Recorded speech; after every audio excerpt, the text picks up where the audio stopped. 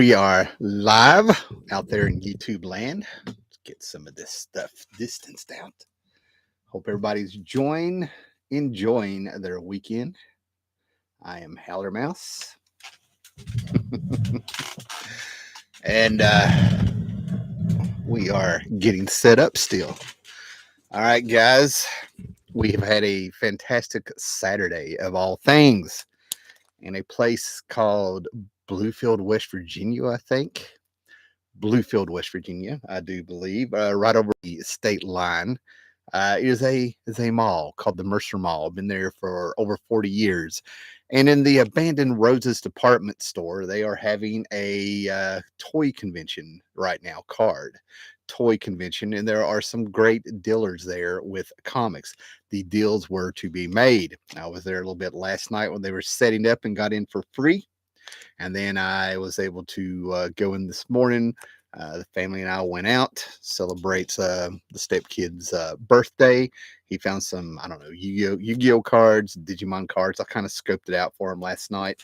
And then we turned around and went, I was able to find a few things. There we go. So with that being said, John is here. How you doing, John? And that is always, as usual, my cue to ask you to subscribe, thumbs up the video, hit the bell when you subscribe, share the video, let people know that we read comics and we actually have comic topics and things like that, right? So we're going to be showing a few things. The haul is not big, but it's not the quantity, it is the quality of what I have. I dare say that these books here today that I'm going to be showing you, they're better than probably 99.9% of your modern comics. I can't believe I'm saying that. I'm always pushing for the comics and the art form and stuff, and maybe around the corner will take a turn, or if you dig, you can find the good stuff. You just got to do a lot of digging, and I don't know. It seems like a lot of things have taken a turn once again. We might talk about that. So anyway, please make sure you're subscribed. Okay. So in my older videos, I know this is a live show. In my older videos, I would compare music, punk, rock, uh, soul, R&B, what have you, smooth, classic, 60s, 50s, all of it, man, because I'm a music fan as well. That I would also sort of bring up a few topics by showing how music and comics have a lot in common with their messages sometimes, or how things trends and I don't know, they sort of come and go. History sort of repeats itself. That's a better way to put it and stuff, right? So what I would do was I would start the camera. It may come back. It's a trademark. It was a regular thing in my videos. The camera would come on. You would see the seat with the comics behind it. Then I would step in and I would give you some lyrics into a song and stuff, right? And one of the things I kind of think with modern comics that works is the whole idea of I don't know. It's almost like we're still searching for those creative sparks and originality in comics, or faithful adaptations. And a lot of today seems to be a lot in comics seems to be a lot of repeating history, derivative, not a lot of new characters coming out, a rich creative pool that's coming out. They're sort of recycling heroes or combining them. And the one that I sort of always talk about, what cracks me up, is the whole idea of cosmic Ghost Rider, taking Ghost Rider and pretty much the Punisher and mixing them together and stuff. Recently, people have already forgotten. I saw people, some new writer has announced that she's coming on Daredevil. No idea who she is. She popped up in one of my social media feeds, and people are so burnt by Marvel and the ideologies and the swapping of things. And they're reinventing a wheel that's something that's not broke, trying to fix something that's not broke. Everybody's sort of like hesitant, like, oh my God, at least she seems to be a fan of the character. That that's kind of what's missing. That's kind of what's missing, the excitement of opening a book and not knowing if we're getting lightning in a bottle. Are we going to have another Wolverine? Are we going to have another Punisher, another Deadpool? All characters that were accidents that weren't meant to be main characters, if you will, right? We didn't know we were going to get like, just the mania behind those characters and things like that, right? So some of the lyrics that kind of remind me of things today of comics sort of being a whipping boy. Well, new blood joins this earth, and quickly he's subdued through constant pain, disgrace. This young boy learns their rules. With time, the child draws in this whipping boy done wrong. Deprived of all his thoughts, the young man struggles on and on and on and on and on. All right. And that's what I'm trying to get at. This stuff can go on and on and on. And we can always kind of look at these back issues to remind us of there's an art form to all this stuff. Right. And then I'm kind of going to grab the phone here and show you some Twitter stuff, some X stuff, if you will. Of it seems like the people are kind of waking up, and there's a lot of I hate to say Marvel hate, but who knows? Maybe it's subsided by now. These things come and go so fast, right? So, before we get to the comics, I want to kind of show you two books that I have replaced. I'm going to clean these up. I had an accident where we had a cup of coffee go down a bookcase upstairs, and in that bookcase, of all things to hit, it was my Philip Jose Farmer shelf and these Wald Newton books. And about three or four of my books were destroyed. And these were books that I bought used, or actually some of them were actually library editions, and I was able to restore them to where they were like fantastic. And I've been able to replace two of the books. The third one, Philip Jose Farmer's, and these are like 2000, I don't know, 10 or 13 printings. I have a box of Philip Jose Farmer vintage books, but I don't like getting those out because some of them are getting kind of brittle after 50 years, right? So yes, this pertains to comics. Philip Jose Farmer was a pulp fan. Doc Savage, Tarzan, Kurt Vonnegut, sci-fi, things like that. And not only was this man creating his own worlds and writing fantastic sci-fi, but he was able to create this Wald Newton universe where he was able to take characters in popular culture and tie them all together in this little universe. And it's kind of confusing a little bit at first because there was several different Tarzan stories he did that were not Tarzan, Lord Tiger and things like that. But there's three books that kind of go together. Philip Jose Farmer's A Feast Unknown, and then it goes into oh my God, what was the second one? The third one is Mad Goblin, sort of a Doc Savage character. Hold on, guys. Lord Tiger, Wind of Sails, Flesh. Yeah, Lord of the Trees, Mad Goblins. We have A Feast Unknown, and basically these are two thinly veiled versions of Doc Savage and Tarzan, and kind of like The Price of Immortality, if you will, right? A Feast Unknown, hyper violent, hypersexual, and actually I absolutely love the book. I actually read an excerpt to my wife, and she started chuckling because the way that these two end up fighting, as you can see here on the cover, is actually a little bit messed up when you see it, right? And then the next book is like Tarzan, a thinly veiled Tarzan, if you will, Lord of the Trees, his part of a mission, leading to the third part, the Mad Goblin, which is Doc Savage, if you will, right? And pretty much one of the things you kind of find out is Jack the Ripper may or may not be both of their fathers and stuff, right? Another book that's part of this Wald Newton world is the other log of Phineas Fogg. This was destroyed before I could read it, so I'm not going to say too much about that. And the third book, as you can see, Alan Moore is a fan of these. That's the whole point. We get a little blur from Alan Moore and Neil Gaiman both on the back of these. Okay. A world builder of influence and some real magic, Neil Gaiman. If only a few of our modern writers were as brilliant as Philip Jose Farmer, then I think the world of culture would be a much better place, Alan Moore. And there's no doubt in my mind that Alan Moore's League of Extraordinary Gentlemen was highly influenced by the way that Philip Jose Farmer was able to connect all the characters that Nero Wolfe, Sherlock Holmes, the Spider, the Shadow, Doc Savage, Tarzan, and all these other characters of that era are actually sort of related. Okay. Rising Stars by J. Michael Straczynski was highly influenced by this, no doubt about it. All right, Tarzan Alive. There we go. So the two books that I was going to talk about, Just kind of mention it before we move to the comics.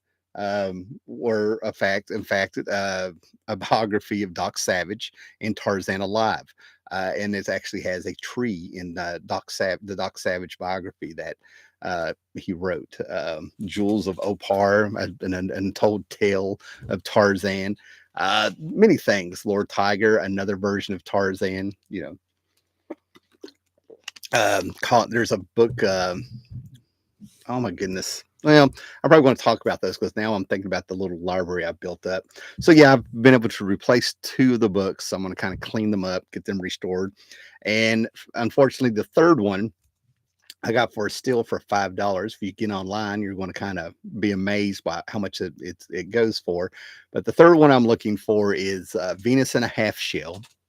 And basically, we get Kilgore Trout. If you are a Kurt Vonnegut fan, you know Kilgore Trout is a sci-fi writer of ill repute, if you will, in the world, in the books of Kurt Vonnegut. And Philip Jose Farmer, saw that in a story by Kurt Vonnegut. They mention a book by this Kilgore Trout. His stories are often found in like the back of smut books, and you have to go to adult stores to find all of his stuff and everything like that, right? And one of the books were called Venus in a Half Shell.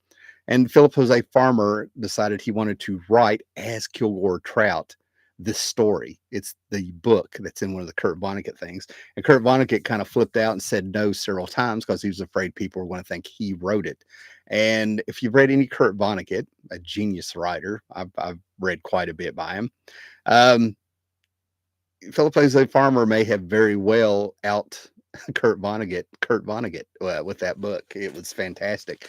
And of course, it is the one that is highly sought after. And I've seen it go up for $70. And I found my little copy for $5. And of course, it gets destroyed with coffee. I was able to clean them up just enough that when I traded them in at a McKay's, I ended up getting quite a bit of store credit. So I cannot do it. All right. We have John here, as I said, so make sure you've subscribed and hit that button. Afro SF is here. Great to see you, sir. From across the pond here from the States, if you will. He says Tarzan Alive is amazing. Yes, it is. That is a Philip Jose Farmer book. And then he gets down here. He says from Slaughterhouse 5. Yeah, okay. Slaughterhouse 5 was indeed the first Kurt Vonnegut book I read, and it still remains close to my favorite. Breakfast of Champions, Slaughterhouse 5. I will concede that Slaughterhouse 5 is the superior book, but there's just something about Breakfast of Champions that I absolutely adore that book. I adore that book. I think it's in the bookcases in there. I need to grab that out. I need to check see if I have a Slaughterhouse 5 laying around. Anyway, guys, thanks for joining me. Hope you're enjoying your weekend. And let's show you what I got at Ollie's. Good grief. I don't know. Sometime in the last 3 or 4 weeks, I grabbed this. I may have shown this in another live show. Who knows? I don't know. But we're all friends here. We can all enjoy this, right? So we have this, okay? This is volume 2 of the Marvel Masterwork series for the Fantastic Four, okay? This issue is numbers 11 through 20 with annual number 1 of the Stan Lee Jack Kirby stuff, right? I am collecting the epic collections of the Stan Lee Jack Kirby run, all right? I need the first epic collection. I need the last one. I've got quite a few in the middle. They're fantastic, right? But I kind of jumped the gun and it got this one, right? It crosses over a little bit with the second volume of the epic collections. But as a kid reading the Stepdad's collection, I think it was Spider-Man, I don't know, 14. That's the first Spider-Man book I can remember reading. And in the mix, we actually had the Fantastic Four meeting Spider-Man. The Spider-Man book that I'm talking about, he met the Hulk in some caves, if you will. And that's also what's going on here with the Fantastic Four. In my kid's mind, to this very day, I feel like this is the same event, but I don't know if it is or not. You know what I mean? I never really went back and revisited those too much since the 80s. You know what I mean? And sadly, I do not have those books anymore. I actually for a couple months when I moved from and when I moved from Roanoke, Virginia to where I was moving to, I was loading the U-Haul by myself, and 2 boxes of comics were stolen, and they got the Kirby Silver Age stuff, if you will, and some Hulk stuff. Uh, so there you go, right? So this is absolutely fantastic. Somebody had opened one in the Ollie store, so I was able to go through the pages and feel the quality of the book, and this is a fantastic copy. Fantastic way to get it, the hardback. And I wouldn't mind having the entire Fantastic Four run that way, but hey, I'm pretty simple, man. Let me have it in a format I can read and enjoy. So that's good stuff. Hey, comic collectors here. Great to see you, sir. Oh, as always, you've gotten here just in time. I've just shown the first book of the haul. There we go. Marvel Masterwork Volume 2. Oh, yeah, $75. And this was $20. I sort of stalked this in Amazing Spider-Man Masterwork Series Volume 1. I kind of stalked both of them. I kind of watched. I'm like, do it. Ollie's is known for being a discount store, an outlet store. They get stuff from other stores that went out of business, or they're done with the stock. They get stuff from Walmart. And right when these came out, they started advertising around here saying, "Hey, man, we are going to start being comparable to other stores." So they've decided that they're going to kind of up their prices more or less. Not, I was like, you got to be kidding me, right? So this is a $75 book new for $20. I went ahead and pulled the trigger after about a month of stalking it. But it used to be, this probably would have been between $4 and $10 not that long ago. It used to be 75% to 90% off, right? Those days are apparently over, at least with my Ollies up here. We just got Ollies here in STL. Still haven't we at the Comic Collector? Give it a shot, man. When those Ollies open up, they usually have a pretty good. There's one that opened up about an hour and a half away that I was able to jump into while I was traveling for work on my lunch break, and they had a small yet pretty good section of graphic novels and stuff. Right after OSFs, I think Fury of Firestorm #10 was inspired by that Fantastic Four cover. Huh? I'm gonna have to look that up. I don't know that off the top of my head. The first Fury of Firestorm cover that pops in my head is around issue 16. God, what was his name? Multiplex. There's a character who's able to make doubles of himself, and Firestorm is all like, "Oh no!" While they've like 3 or 4 of the same character with a blue helmet has a hold of him. I always loved that comic as a kid because I like the whole idea. Like there was a secret government research facility, and before you could walk in, you had to get sprayed with gas to be decontaminated. Things you remember as a kid. Thank you, sir. But I'll have to look over that #10. And good God, who knows? It really, you can shake a stick and hit a comic in any direction of a comic book cover inspired by Kirby. Man, come on. Let's be real here. All right. Let me get over here to my Twitter if I can still bring it up. There it is. All right, I'm just having that on deck. Okay. All right. So another book that I want to show. I've got the one with the hyena hiding with Firestorm flying towards him. Oh, I got you. I remember that. Yeah, I think I remember that. Okay, guys. So these next 2 books, I caught a break. Right. There's a local store, and yes, the I don't know, if you're a Sticky Goose fan, he actually made it to the store. Sticky Goose has been less than 3 miles from my house, guys. And he's been all over. He was in Princeton up there, which is probably in less than an hour from my house. He's over here at this shop, at one of these, and all this stuff. Actually, I think it was like one of his last shops where he was traveling. He shot the video. I don't know, but he was in the shop, and I don't usually go to this shop because I remember when the dude running the shop was in a small and there's part of town in a much smaller area. I'd actually go in there, and I don't know, 10, 15 years ago, I was trying to go in there and go through some of his books, let him know when he had something that was kind of hot. And now he's grown over the years and things. But he does the thing where they've gotten much better. He's hired a lot of people, and they do have stuff priced. But if there's something that's not priced, he goes to eBay to look at it. Well, I looked up because I picked these 2 books out. He looked at a worker and he was like, "Why don't you price these for me real quick?" The guy looked at him and he said, $2 a piece. And I was like, "Well, thank you." caught a break. And these are two fantastic books, right? This completes my DC 100 pages for 60 cents book of Edgar Rice Burroughs, Joe Kubert, Tarzan, Lord of the Apes. This is number 234. And I think this has part four of The Lion Man. Joe Kubert, I mean, I really, if I knew people could handle it and they would listen, I would go through, I don't know, the first 10, 15 issues of Tarzan and show you Joe Kubert, take you to school on how to tell a story in comic books, the sequential art of what it is, right? So this is fantastic. And like right off the bat, I can kind of show you what I'm talking about. But as you can see, I really started paying attention to Joe Kubert when I was 9 years old. And there was the Justice League starting in issue 207, crossing over with All Star Squadron. So on the Justice League, you had um, two, I don't know, two issues each, I think is what the crossover went. Anyway, you had George Perez covers on the Justice League, and then you had Joe Kubert covers on the All Star Squadron. When I first saw them, I was like, "What is this?"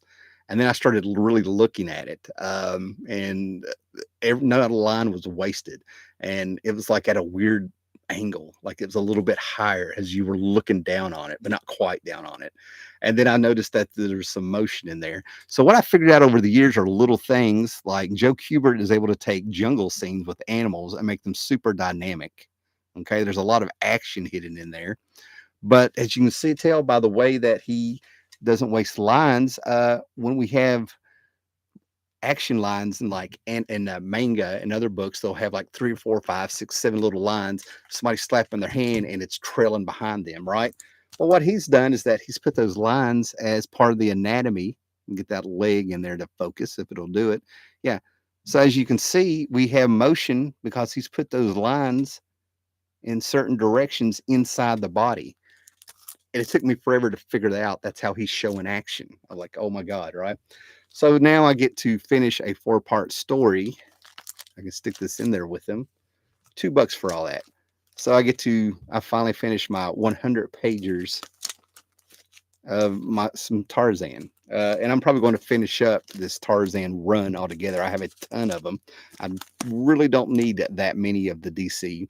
I need one issue of the Korak, son of Tarzan, to have the entire DC run. I didn't know that. I forgot about that until I started looking at these, right? So that is a great find for me. $2. That book, if it was in mint, is about $50 to $60, guys. All right. Paolo's here. What's up, brother? What is up? This is it. Bought some comics last night and today, and I'm kind of showing them. I'm pretty proud of them. The Comic Collector. Oh my God, I'm trying to finish my 100-page Spectacular 2. Just ordered the last DC special.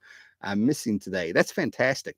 I have a ton of them. I actually have a box where I started just putting them all in a box, and then I kind of gave that up.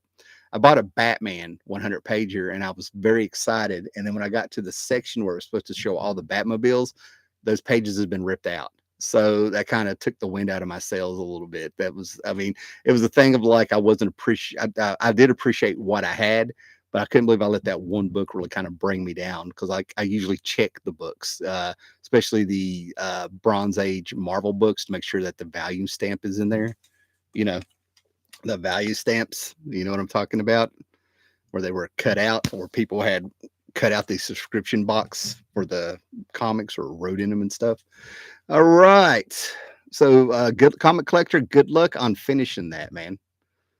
Yeah, sounds like you ordered the last DC special you're missing. That's fantastic. Okay. Paolo, wish I could convince some people around here Joe Kubert was the better Tarzan artist.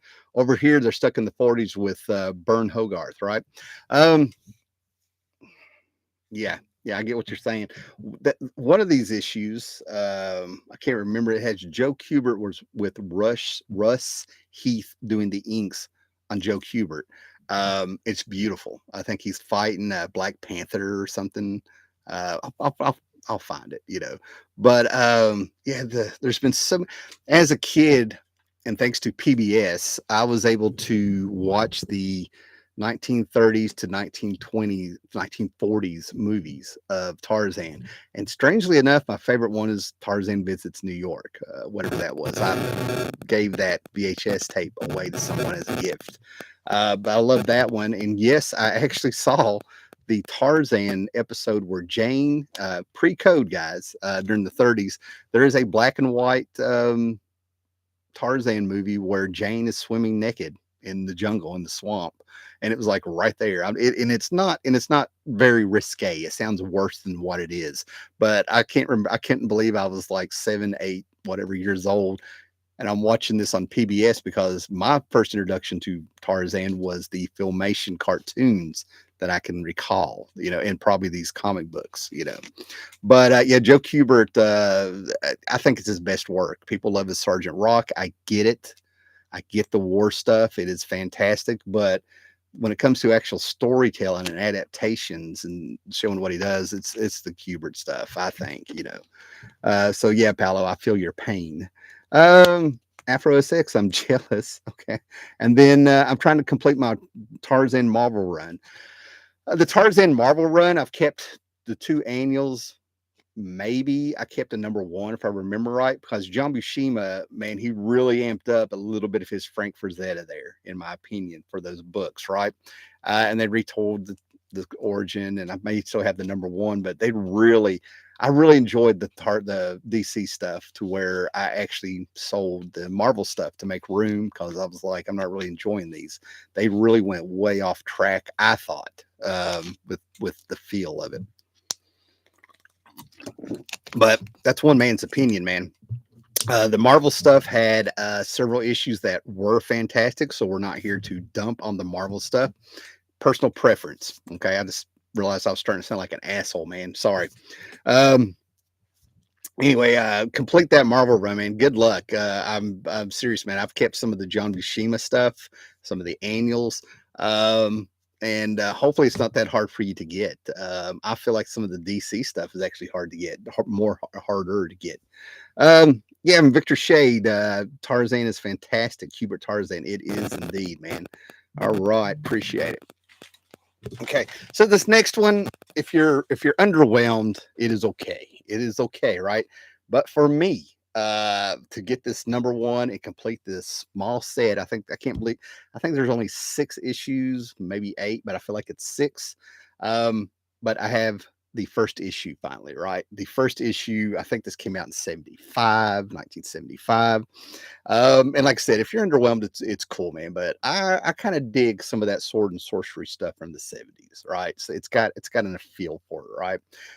The Lord of the Rings, Ralph Bakshi, that 70s movie, to me, it's a classic in my head, right? But I also think Heavy Metal, the movie from 81, because I grew up on those classic Wizards classic and stuff. So yeah, I've got a little taste of that. Okay. I really kind of dig some of that stuff, right? But this was also $2, which blew my mind. Beowulf Dragon Slayer, about 6 issues. I finally get to read this stuff, right? Now, the great stuff about this pulp stuff from the 70s and maybe some of this Beowulf and sword and sorcery book and some things they had, the Shadow, the pulp stuff, everything like that, early Mike Kaluta stuff, right? They have a lot of great artists on some of this stuff that ended up being stars as they went up. And this is some of their first published stuff. I can't remember who's in Beowulf, right? But I do have to crack up because it has a purple cover on the number one. And in comics, there was a thing where they were like, if you have a gorilla or somebody crying, or you have a purple cover, sales go up. So it cracks me up. But anyway, I have the 6 issues. I'm going to sit down and read these, right? Pretty soon. I'm catching up on a lot of stuff. There's stuff I'm reading now that I'm not going to finish, that I have upstairs that I talked about in my last show, I think. And Paolo was there. The Authority, for example, first 12 issues of The Authority by Warren Ellis, solid. So far, reading issues 13 to whenever the series ended, 27, 28, 29, and the hardback trade I have upstairs. I'm struggling, guys. I am so struggling with it that I'm probably not going to waste my time. I now have things complete that I can go back and kind of read. Are these better than most modern books today? I think so. I think so. Even the stuff I'm showing you, as simple as it is, it kind of sticks to landing with what it is, right? A comic book story. Now, sometimes we read some heavy stuff. We read our Watchmen. We read our Frank Miller, right? We read our grim and gritty comics and our noir comics, our war comics, things that are just heavy. And sometimes we got to remember there's a lot of fun to be had in this, right? And what was so funny about finding this final issue of this series is just a few shows back, I did a what the Okay, I did a what if video, the Marvel's What If, the volume 3, I think. But I also ended up doing a book, a show showing you the what the humor books of the late 80s, early 90s there. And this is the final issue. This cracks me up, man. This is issue 26, and final issues usually have a lower print run. And as you can see, it says I got it about for $1.50. Some of the books I want to show you now, I just bought last night and this morning at a local comic book convention for you guys that are popping in. Mercer Mall, Bluefield, West Virginia, probably about 45 minutes from here, right? I don't live in West Virginia. Just to give you an idea here, right? $5 to get in. It's inside of an abandoned Roses department store. They had it's mostly toys and cards, but there's a few comic book dealers there, and one or two of them have really great deals that I saw, right? And this is where these came from, right? Small haul, but it's the quality of what, like. But I saw this and I had to get this. This is the final issue of What the. Like I said, most final issues had a small print run, so I'm not saying that this will ever be some kind of key book or anything like that, but it shouldn't have been that easy to find, and in my opinion, that cheap. And of course, we had to go Spider Ham with Spider-Man 2099, but this is Spider Ham at $15.88. You know, marked down from 2099. It's a rebate, right? Because the 2099 universe, if you will, was still new, right? But anyway, yeah, number 26, and it came out as a fall special. So I don't think this may have come out monthly anymore. I don't know. But this time I never really saw it on the stands. I was getting my comics at this time at grocery stores, and still at the tail end of being able to get them at drugstores and things, and spinner racks and things like that. So I can't wait to read that. But you got to have fun with this stuff sometimes. And this is what's really great about that, is that that's a comic that Marvel's laughing at themselves. You know what I'm saying? Which is really needed, because at this time in Marvel, they had a lot to really laugh at themselves about. So who knows? And like I said, I've been saying here for years that after Shooter left, the Falco let things get kind of sloppy and fast and loose and stuff, and they paid for it, in my opinion. Here we go. Victor Shade. I prefer Miller Authority, but that's probably the quality art influencing me. The art is what's making me stick around. Right now, I've gotten through the Frank Qualley stuff. I'm in the Chris Weston stuff. For you guys who know who that is, it's very different. Not very different, but there's a little bit of a difference with the Chris Weston art in the Authority that I've seen in this other books. And right around the corner coming up, I'll be seeing an issue done by Art Adams and things like that. Something like that, right? Tom Payer comes on and does some writing. I think Miller returns. I don't know. But yeah. Anyway, we're here. I can discuss Frank Quitely art, Mark Miller Authority versus Ward Ellis Authority. That'd be a great little back and forth, man. That'd be awesome, right? I don't think I want to show that right yet. Hold on, guys. I've got a bit of a key here. I think I'm just going to wait and show that one last, right? So anyway, I think I need like maybe 6 issues to have the entire Invaders run from the 70s, right? Captain America, Human Torch, Toro, Bucky, Submariner. They brought in Spitfire. You know what I mean? They were fighting the Red Skull. It was during World War II. Roy Thomas was doing his thing with the Golden Age. They brought in Frank Robbins, who was actually doing comics during the 40s and stuff, right? And that's like issue number 5. I don't know, 25, 26, 27, and I think maybe number 35. So whatever that is, those are the issues I need, right? And I still have the issues from the Stepdads collection that got me started, right? Warrior Woman on one cover, Master Man on another cover, those Kirby covers, and a few things. I think I need a number 1 also. I need to check that out. I think I have like a facsimile edition or some dollar comic reprint.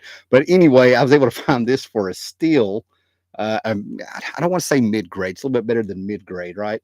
But I think I got this for like about 250 down from five. But number five, it's a beautiful copy of issue number five.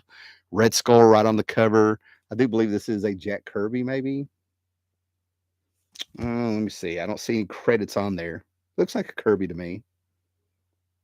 Yeah, I'll have to look it up. But yeah, for a while there, they had everybody looking at Kirby here and stuff, right? So yeah, some a vintage cover at number five, one comic book closer to completing the run.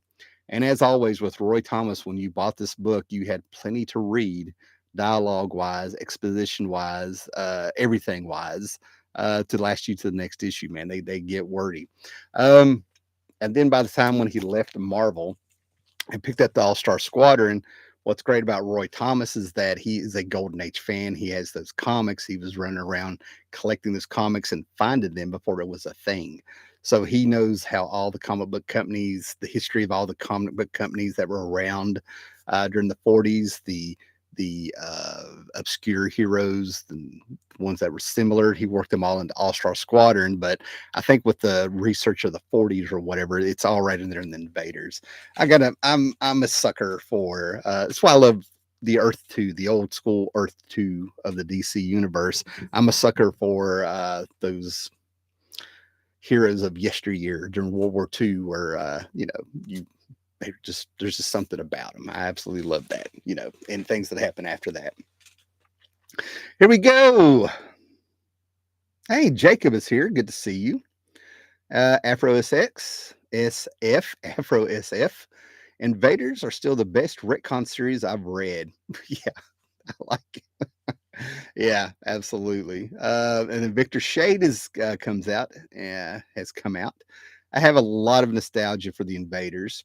That number five screamed at me off the shelf at the drugstore. Kirby was Ramita touches. I had to have it. Yeah, same one. And that's probably one of the reasons it's been so hard to find. Let me see something here real quick. Oh, yeah. So I've learned, it took me forever to find this in my collection, but I still have two of the stepdads. Get that off of there, some dust. These are the actual comics I read when I was 5 years old. 1977. So I read them, he had them in the house. I didn't get around to it until a year later, but this is number 20. And brother, I was a Captain Britain fan for quite a while. I thought that was the coolest thing that I'd ever seen inside, outside of comics. Battle of the Planets, Johnny Quest, touch of Star Wars probably at the time. Anything that was on TV, you know what I'm saying? Shauna Na and the Muppet Show. I saw this issue of Captain Britain and about fell down. I also still have the issues before this. They still have covers. What number is this one? Number seven. I replaced this one. Here's the other number seven. So yeah, the Blackout Murders are Baron Blood. I think this is the one where they've had a little joke about how Baron Blood, wore false teeth to cover up his fangs, and they were like, "What? Did you think those retracted? Ha ha ha!" You know what I'm saying? But yeah, these are the one. Yeah. So yeah, at least I have at least 4 or 5 issues left of the Stepdads collection there, with and without covers. I keep those close by, guys. Okay. So once again, we showed what the a minute ago, right? Now we're going to turn around and show you another funny book. And I think this is a classic. The fact that this has not been made into at least an animated series or even had an animated movie or a TV special or anything come out of it blows my mind. It absolutely blows my mind, right? But I didn't know this existed, right? This started out at Pacific Comics, right? And I thought it went straight to Marvel's Epic line. We got 120 issues and such, and some Marvel Age appearances and interviews and things. But somewhere in the mix, and when I looked this up, apparently this is a bit coveted. Somewhere in the mix, we ended up with Gru the Wanderer at Eclipse Comics. Yep. So growing up in the 80s, and the only time I really got to see Gru was through the Marvel Epic line. that actually made it to the newsstands, if you will. There's a couple issues of Gru that were part of the household. It was part They were part of the house, like issue 11 or 12 or something. They were always around. Like we bought a couple issues of Gru here and there. I don't know who bought them. Maybe I bought them. Maybe my brother left them. Maybe the stepdad picked them up. But Bad Magazine was a thing. Sergio Aragonis was in the house. And somewhere on the line, there was a one shot through Eclipse Comics. I did go to eBay to kind of look this up when I found it, and I was surprised at the prices people were wanting to sell for this, right? But it has two stories in it, and I think a reprint of his first appearance from Destroyer #1 that I have like 4 or 5 issues of. We'll say 3 or 4. And at this moment, I would like to plug my Instagram. If you go to Howler Mouse, there should be a link in the description after this uploads, or maybe now. I don't know how Google Live or YouTube Live works, but anyway, there should be a link to Howler Mouse on Instagram, or just put in Howler Mouse. I showed these books immediately after I bought them. Right, you can actually see them in my lap on a bench in the mall that I was at. So yeah, Sergio Aragonis Gru. I'm well on my way. I think I have half the series or a little bit more of the 120 issues. I figured after I got the 100th and 20th issue that people pay big bucks for at a flea market in Johnson City, Tennessee for a steal, I'm like, well, I bought the most expensive one, so I might as well go ahead and get the rest since I already had a ton of them. Scott Connor of yesteryear had already completed the Gru set, so I had friends. He was the second or third person I knew that collected all of the Gru issues. Little did I know that the first appearance of Rufio the dog, that can go up for a little bit. Apparently, that dog is loved. Okay, Union Jack. What did I call him? Dear God, tell me I said Union Jack instead of Captain Britain. I don't know. Um, yeah, it might have been a faux pas on my side. I'm doubting myself now, guys. I'm doubting myself. Surely to God, I said Union Jack. Anyway, considering that it's right there, you know, on the splash page. Yeah. Anyway, so this next one, I did find the part 2 of this story at another vendor, and it really was low grade. Now, there is the saying, low grade is better than no grade, but I just couldn't do it, right? And I'm a fan of these characters, okay? I'm the guy that, after all the years of being in comics, I was actually, yes, I was excited that George Perez and Kurt Busiek was going to do Avengers versus JLA finally, right? But I had reached a point at that point of doing. I think when that book finally came out, I'd already been reading / collecting comics for like 23 years. I'd finally reached a point where I'm like, I think I'd rather see the Squadron Supreme take on the crime syndicate. Okay, at this point in time, I'd already seen the crossovers and the amalgamations of the 90s and the early 80s and things like that. I've seen the X-Men and the Teen Titans crossover. I saw the pages of George Perez with the original Justice League Avengers crossover of the 80s that, went sideways and never happened. So by the time I was like, I wanted to see things that there was no chance in hell of ever seeing. And it was the Crime Syndicate of Earth 3 versus the Squadron Supreme. But this was a book that I'm like, I'm never going to be able to get that. Nobody's going to get that up. There's a little run there. There's a little run. You had the Defenders Avengers crossover, and then you had the Squadron Sinister versus the Defenders. And this is where I do believe, I read it in reprint somewhere or something. But I think it's where Nighthawk finally turns. You had the Squadron Sinister, who were different than the Squadron Supreme. The Squadron Sinister were evil, ties to the Game Master, if you will, and things like that.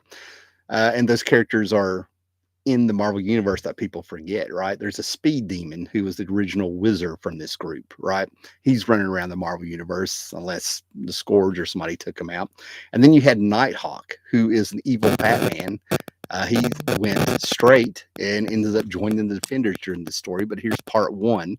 The Squadron Sinister strikes again with a Gil Kane cover. So if you squint your eyes real hard, that is Doctor Strange versus Green Lantern. That is Submariner versus the Flash, and Hulk versus Superman, Hyperion, the Wizard, and Doc Spectrum. All great characters. I am a sucker. Those are some of my favorite all time. Cain and Abel, from House of Mystery and House of Secrets, Squadron Sinister, Doctor Doom. Some of my favorite characters are Dum Dum Dugan. Yeah. Now, these next two issues, they have a bit of a story with it, right? So over the years, you've heard me say the stepdad's collection, the uncle's collection. I've sprinkled little things where there was like a little bit of trying to make a little peace with the memory of the stepdad. He passed away years ago. Yes, it was during my YouTube years, right? And things like that. And he just was not a nice man at times, right? But I can have little memories there of like being in the first grade, and we had upstairs in the library, they had a book fair going on, and I didn't have any money. And right before we were 10 minutes, not even 10 minutes, we were lining up to go to the book fair. The stepdad, there was a knock at the first grade teacher's door, and there's the stepdad with a wad of money to give the teacher to give to me to get to the book fair. Surprised the hell out of me, things like that. So I really have to search there, right? And there's something about this book in 2010. Thank goodness that before I sold a bunch of Silver Age, Bronze Age books, I don't know, around 2011 or something like that, somewhere in the first videos that I did where I started out my YouTube video not knowing there was an audience for people doing this, but I was moving into a place that had limited space. I ended up putting them on bookshelves. That's how the bookshelves came about. Single issue comics. You can go back and look at my older comics. But what I did, I was going to say, well, here's box number one, long box number one. And I was shooting a video for me of long box number one, so I would know what comics were where and where I stored them, right? So this book has shown up, the original one of this, right? But I sold, I don't know, maybe 10, a bunch of beat ups, Amazing Spider-Man from the early 70s. Um, and then I sold some Incredible Hulk stuff, maybe an Avengers book from the Silver Age. And those were from the Stepdad's collection that I read, right? Had a little spot of trouble money wise, came out of it a month later, and this kind of got us through. No big deal. It wasn't anything dire, but it was necessary. And it's amazing because I compared this to when I sold my Star Wars collection in 2006. I had about a 350-piece Star Wars collection. And after I sold it, it didn't really hurt, but all of a sudden I remembered three or four things I wish I'd kept out of those 350 pieces. And for some reason, this is the one book out of what I sold on eBay in 2010, 11, whatever it was, that I'm like, I'm going to get that back one day. And it's a good thing I got it, right? So with that build up, this is correcting a mistake. This is Incredible Hulk, as you can see, 104. Actually, it's probably like the 10th issue or something of Hulk. The Hulk had 1 through 6, if I remember, in the Silver Age. And then it came back like around issue 101 or 100 of this or whatever. It picked up the numbering of what this title was before, if I remember right.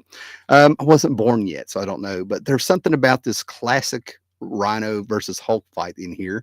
Jim Wilson is in here. I remember this book page by page. I never had any idea. All I can figure out is that it's full of emotion. It's got to be full of emotion for me to have the memories and stuff, right? So I got a fantastic deal for this book. Got it for half of what the guy was asking, right? And I did it. I got it. And then I kind of knew the dealer, the vendor, right? The guy who was running the show recognized me. Some of the vendors that were there recognized me just from setting up around Roanoke and Salem and all the other places from the flea markets. It's all familiar, right? And I had a little bit of time to kill. I had about an hour to kill, and I looked at the vendor, the guy that I bought this off of. His name was Ken. I was like, "You want me to run down here to the mall and get you something to eat?" Because he was trying to load up his wall. He had the books. It was about, I don't know, 6:30, and I could tell he hadn't ate. He went, "That would be great." So I go down there. I was like, "Here, let me leave these books that I bought off of you. This one, you know." And I go and I get his Chick-fil-A. And I come back and he's talking to a guy named John who I friended on Facebook. And John, they looked at me like, "You're lucky you went ahead and bought that." I went, "What?" Because a guy named John needed this. He only needs 12 issues to complete a Hulk run, right? And this was one of them. And the guy on his wall of books, had several issues around this era numerically. And I picked the one that he needed. I thought about it for half a second of selling it to him. And I'm like, no, I didn't hesitate getting this. I had to get it. And this replaces a mistake from now. If you read the Little Prince, one of the reasons I'm real hesitant of not trying to buy back my childhood, if you read The Little Prince, a great French story that I don't consider a child story, but it has this great concept, idea, perception of like there are a million roses out there, flowers of roses, right? But on his planet, the little prince has one rose, and no rose will replace it. Even though those are roses, that's not his rose, right? This is not the book that the stepdad carried around and then I carried around and sold, but I can accept that, right? This it's kind of flipped, right? The cover is a little bit rough in places, but the interiors are still creamy white. The book that I had at the stepdad's had a beautiful cover and yellowed inside, right? So yeah, this is one of the few times where like I'm all right with that, right? If I can't have the one that I actually carried around, what's the bother in really getting it? You know what I mean? There was thousands of these printed, you know. But anyway, this is the thing about collecting. It's a little different than kind of what you see elsewhere on YouTube. 90% of these comics have a story behind them, personally with me, you know. And like I said, it's a craft. This is that there's more emotion and characterization in that book than a lot of stuff going on here. All right. John, I remember that Tarzan movie. Yes, yes, the one where Jane was naked, swimming in a swamp. That I think that was actually in a jungle. I don't know about that. I don't know exactly where it was located, but I feel like they did a lot of on location filming and stuff. Like at least it was like actual nature. Is what I'm trying to get at, not just studio. J.P. Fawn. Yes, John. John remembers the Tarzan movie. J.P. Fawn, you talk about a crossover to get excited for. In retrospect, the Amazing Zoo Crew versus Just a Lot of Animals was it. Yes, yes, yes. I'm trying. I know I have it in. I just had those books out, and somewhere near me are those books. I think I have 2, 3 issues of like. I think it was like an issue 13 and 14 or 14 and 15. I have several issues of those because they emulated the floating head border that was on the Justice League All Star Squadron All-Star Squadron crossover that I referenced from 1982. That was the series where I looked around my room and I was trying to complete. That's when crossovers were still special, guys. They hardly ever happen. That's when I realized I was running out to try to make sure I got the books. I had to read where the story was continued. That when does that book come out? When did the comics book? I don't know when they put them on spinner racks. All right. That's what I'm trying to tell you. That used to be a thing. You had to figure that out. But anyway, I digress. But anyway, they emulated the floating heads around that crossover, and when they had the just a lot of animals in zoo, I was freaking so happy you brought that up. Freaking just a lot of animals in the Amazing Zoo Crew crossover. They had the floating heads on each side, just a lot of animals on one side. You know, Zoo Crew on the other. But at the bottom, they had the creative team. They had Dick Giordano, Scott Shaw, Roy Thomas, and their animal components. Because for you guys that don't know, Captain Carrot, whose name, oh God, his name was actually Roger Rabbit, but I think they changed it to Robert. I don't know. But anyway, Captain Carrot in his civilian identity was the comic book artist on Just a Lot of Animals, which was a comic book of cartoon animals of the Justice League that was a comic book in Earthsea. Eyes crossover. Fantastic. Paolo, the Little Prince, had some attention among European comic authors. Star adapted Saint Exupéry's novella, and Dorson created an anime-inspired new adventure series. Oh man, my first exposure to the Little Prince. You find it on YouTube, and I can see what year it came out. I believe it was on Showtime over here, early days of Showtime, much like HBO. It's still around, but you know, it was a movie channel, and they showed these claymation shows. Okay, so I saw Little Prince in a 30-minute claymation episode. I'm almost positive that was on Showtime. And they showed it in between movies. It didn't really get its own time slot per se. And they stopped showing stuff like that so they could show women doing aerobics for like 15 minutes with close-ups, you know, in their gear and stuff like that. Yeah, things like that. So they had some claymation shows. There was a claymation show that I'm doing this, not only of that, of the Little Prince that they showed, but there was a claymation show, an actual show where this guy lived on top. He lived outside of town on top of a little mountain, and he had a car made of pure gold that was very heavy. And it would show him going down a wood bridge that sprawled around the mountain to go to town. And you had a lot of tension because they made sure you knew the car was heavy. and that they would show the wood planks giving way while he had some animal friends too and stuff like that. When you're a kid and that's very stressful. You know what I mean? Like that's why some of these things stick in my head and I don't know what they were. I'd be like, oh man, anytime that's going to collapse. Anyway, JP Fine, I'm just 7 comics away from completing the Zoo Crew run. I keep missing one issue. Every time I think I'm done, I have one issue that I didn't get. I got to see what it is. I thought I had a complete run for years until I got ready to pull it out to play around on YouTube with, and I'm like, oh my god, I'm still missing one issue. So good luck getting that, also, man. Now this last issue, right? I go back in time and I try to figure out how old I think I was versus when the book actually came out, not lining up. So my memory is jarred. Now I know nobody cares but me, but that drives me nuts, right? Because when I get these comics, I can remember where I was living, and things like that. And some of the first comic books that I actually traded, one of the few times I actually did trade, I ended up getting Justice League Part One of these JLA JSA crossover where they take on the Secret Society of Supervillains, 196, something like that. And in the midst of it, I'm pretty sure in it, a guy named Mike Kestner not only gave me that book, but I also got an issue of Teen Titans. And I've told you when the book was real popular and people were talking about it, I was cantankerous. I feel like it was already done, you know what I mean? Overexposed, whatever, not cool. I would go on to other things, you know what I mean? Like you can have your X-Men and Teen Titans and things like that. And I still don't regret that. I came around to the X-Men in 1985 with the Asgardian Wars. I mean, I had a few issues, don't get me wrong. I would check them out every now and then. I had a few issues of Titans, but you know. So anyway, but in that issue of Titans, in that first one was issue 13 or 14. All right. We're gonna go with 13. We'll say it was 13, right? Off the top of my head. And on the cover is I believe it was Kid Flash and Robin, and they're in the jungle. George Perez put so much in this cover that you could not ignore it. Okay. And he's got a flashlight and they're in the jungle and you can tell it's night.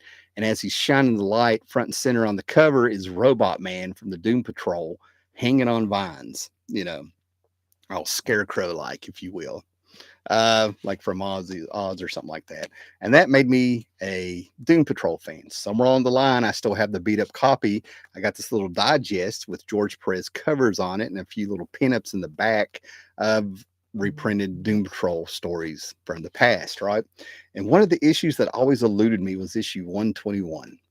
Now, in a world of comics, people have, if you follow the history, people have debates, or they used to a lot more, but everybody has settled down on the death of Gwen Stacy being the end of the Silver Age, beginning of the Marvel Age.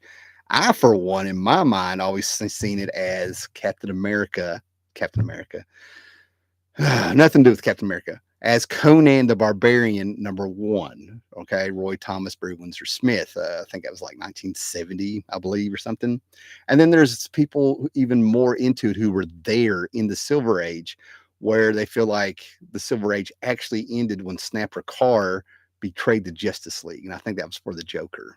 All right. So that's if you get deep into comics. And if Commander Benson was the guy's name. He actually wrote for comic books. Oh God, was it Comic Price Guide or something? When I was talking to him online in the early 2000s, I had no idea. And he doesn't live that far away from me if he's still alive. He was actually retired from the Navy. So his rank was real, right?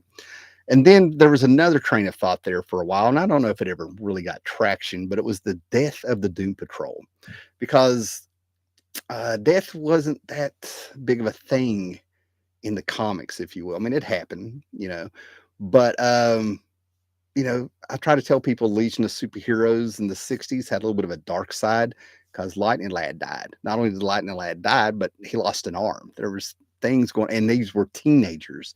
There was teenagers actually getting tortured, you know what I mean? More or less, at the time. You had to be there, I guess, right? A little bit of a more instant time.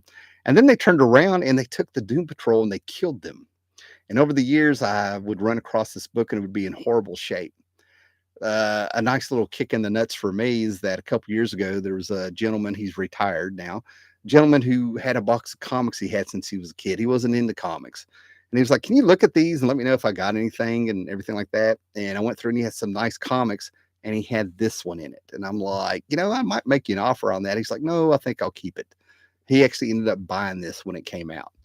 And I saw this one, and there's a little. It's still connected by the it's still connected. The paper's not ripped. It's still connected with the staples, and the pages are complete. It's flat. It's got a few little issues here, but I paid a great price for it.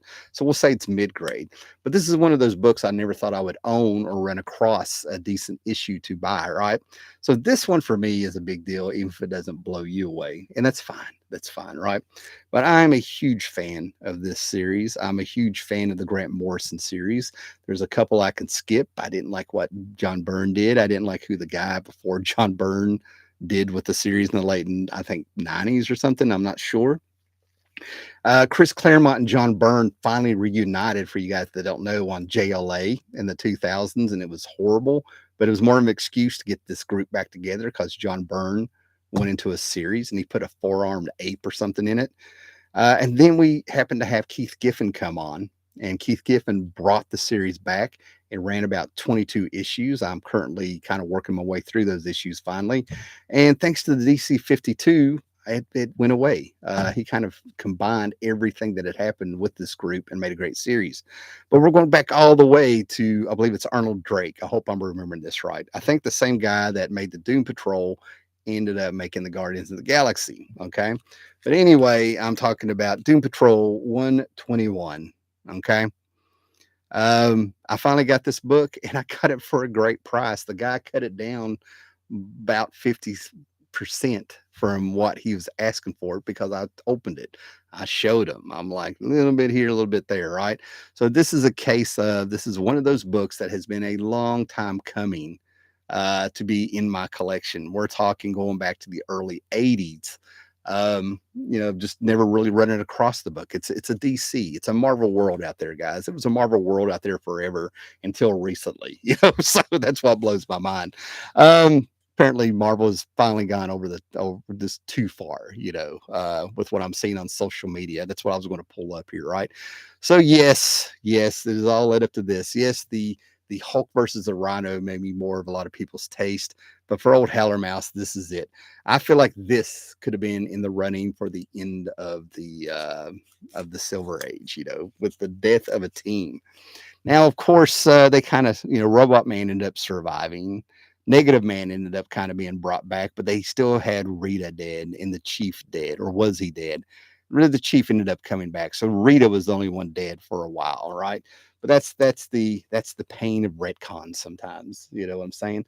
So by the time we got to the Giffen run, they brought it back. Now, with that said, as somebody who is some of my favorite books and some of my favorite characters, Black Adam, since I was 7, and he was on a Filmation cartoon show, Shazam, that played during another show that was live action called Hero High. I was a Black Adam fan. And then, of course, there was Commandy, right? Commandy since I was a kid, right? Well, the Doom Patrol was another one, right? So there's my taste in comics a little bit, a little horror, House of Mystery, mix in some Doom Patrol, a little Black Adam, and that's kind of my thing. So imagine my surprise if I'd been able to tell a 7, 8-year-old me that when you're an older man and have gray in your beard, there's going to be a Black Adam movie and there's going to be a Doom Patrol TV show. I never would have believed it. I would have been like, you're shitting me. So yeah, I've been very lucky. The Black Adam movie, I just took it for what it was. I was not expecting Shakespeare. I also knew that as soon as Rock was the one cast, we weren't going to get, we were going to get something I just had a feeling they weren't going to respect the, source material, if you will, right? So I knew I kind of had an idea what we were in for. It turned out to be a little bit worse. Doom Patrol show, tell you what, mixed bag, but I tell you what, 90% good. They pulled from the Silver Age. They pulled from things with Grant Morrison's run I never thought I would see. So yeah, this is a big deal to have in my collection. As I thin the herd, as I've started selling books and getting rid of stuff and shrinking all this down, it's kind of funny to be able to bring in stuff of a bit more quality, if you will, a bit more historical significance, books that things actually matter despite of retcons. And that's the biggest difference between comics now and then you know what I mean? Like a little bit unpredictable, a little bit more creative. Made sure some of the stories were actually stories, character driven, a little bit touch of laced with continuity that mattered, and there's these are the things that have been abandoned, and of course the artist being able to tell a coherent story and have little tricks of the trade to show movement, nothing static, and we didn't have writers per se using these characters to be their mouthpiece. You take the Secret Empire story by Stevie Englehart, I believe, of Captain America, which was actually an anti-Nixon story, the way I read it. At least it was a story, and they did it in a way to where you can make up your own mind. You know what I'm saying?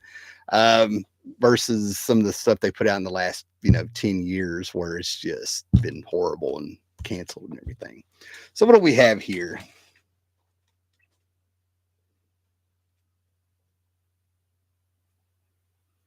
Okay, JP Fawn, Sloth Stroke, the Terminator, Deathstroke. I don't remember that one. Oh my god. Was that real? Was that in the was that in the okay, I don't know. I don't remember that one. I remember the dog version of Conan, that was in there. That was funny. Paulo Costa, first regular heroic character to die for real was Junior Jumper in Sergeant Fury #4. But that's too obscure. But then again, Doom Patrol was never a bestseller. Yeah, yeah, that's what I'm trying to get at. Um, that may be the reason why it's not a big contender for the end of the Silver Age and stuff, right? Uh, Doom Patrol seemed to me, even though I wasn't there, I can just talk about people over the years that talked about Doom Patrol. It didn't really gain a lot of traction seriously until they got Paul Cooperberg away from it, and of course Grant Morrison came on, right?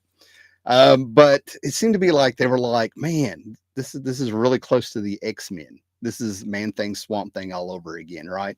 People compared to Doom Patrol because they were supposed to be weird and misfits and outcast, and they had the chief in a wheelchair, and they compared him to X-Men. Um, and I never really saw it that way. Thanks to the Negative Man in Robot Man. Robot Man was orange. Negative Man would fly around, be one color. And because I read Fantastic Four before I did read Doom Patrol, I saw them more of the Fantastic Four, and Grant Morrison actually did an issue. I think I might have made a video of it where he kind of compared. He wrote them a little bit more like. A darker version of the Fantastic Four, if you will. That's how I always saw them, right? So anyway, but that's kind of cool. Like I said, in a world where I wouldn't jump on the X-Men and Teen Titans because they were too popular, of course I would go Doom Patrol. You know what I mean? Like, oh man. So guys, real quick, just kind of wrap this up. I want to go to Twitter, and you guys can leave comments on this if you're here, right? Because I'm not going to hark on this too much. And of course, it just disappeared, right? So let me pull up Rob Liefeld. Over the last week, I have been working a lot. And in those times, I have been driving places and had a little bit of dead time. So to kind of keep myself occupied, I've been checking out a little bit of like Rob Liefeld. He has a very good podcast now, right? And Rob's Revelations. And he's brought it to YouTube a little bit over the last couple months. And he got on here and he said, and I've seen this in other places, there's Facebook groups where this was being said. So Rob Liefeld is the easiest one to find here. And I had this pulled up, but he was saying that it's definitely time for a new manager, a new regime at Marvel. So the last I heard, Marvel had canceled the Ultimate line by Hickman. I have seen people missing the Krakatoa era of the X-Men, even though I saw people bitching about it while it came out. But apparently they're calling. Oh man, did I go too far? No. Here we go. Apparently had to block people. This is 2 days ago, right? Rob Liefeld, 2 days ago. And guys, I'm sorry I'm not on StreamYard where I could pull this up. It's going to focus any minute now, aren't you? I apologize for it not focusing. Anyway, this is 2 days ago. Today is 11:15. Marvel has a bad general manager, GM.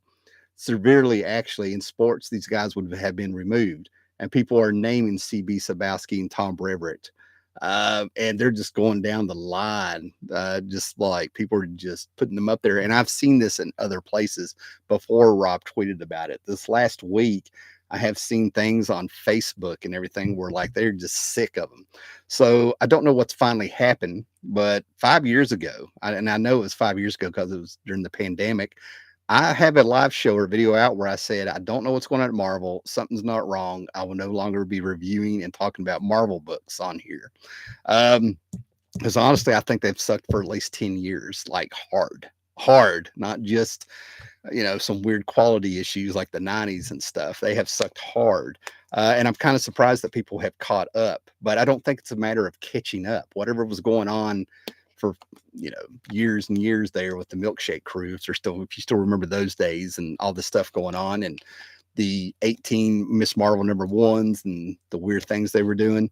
Whatever's happened in the past week, I'm just sort of like, I wonder what the tipping point was. So if you have a inside track and know what the tipping point is, please leave it in the comments now or in the future. Because I'm curious. I'm curious. I don't feel like this is drama. I feel like we are at a turning point with Marvel if fans once again are kind of turning on them.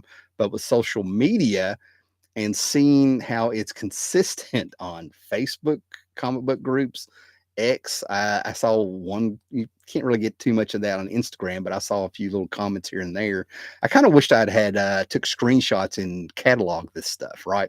So the biggest one is Rob Liefeld there. You know what I'm saying? Because he's big, he's accessible, it's easy to remember him.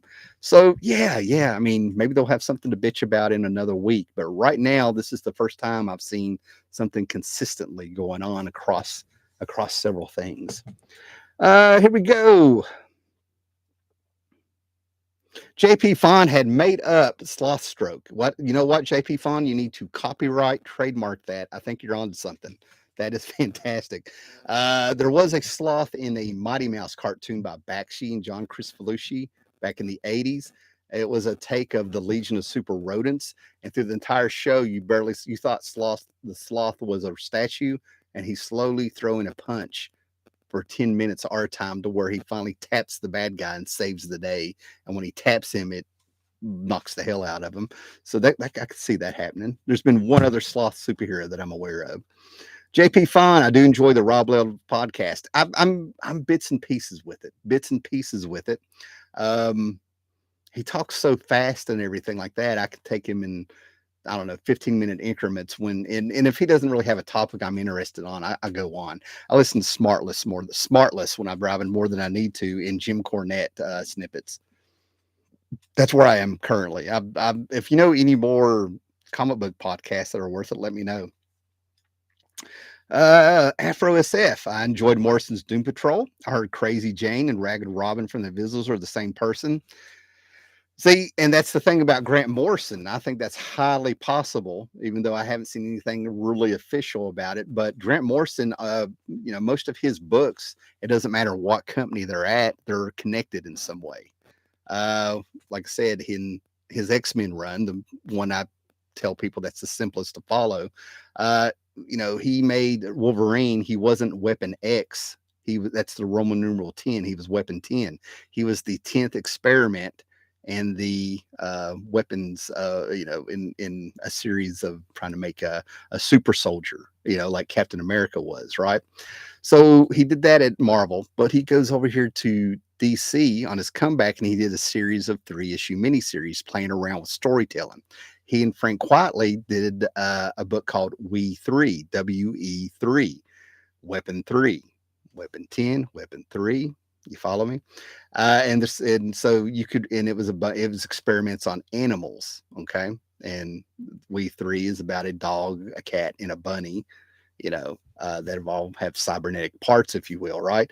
Well, if you squint real hard, wink and a nudge, that is part of the Weapon X program, if you will, that Wolverine, when it was in, that he's Weapon 10, that we had a Weapon 13 come out of his Grant Morrison run also. You know what I'm saying?